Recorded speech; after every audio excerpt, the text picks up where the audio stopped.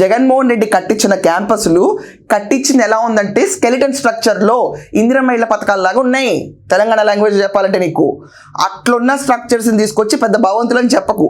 రెండోది, అక్కడ 17 మెడికల్ కాలేజీలకి పర్మిషన్గా అప్లై చేయాలి జగన్మోహన్ రెడ్డి. ఎందుకు కట్టించి ఉపయోగం ఏంటి? 5కు ఉన్నాయా? నడుపుతున్నారు 5.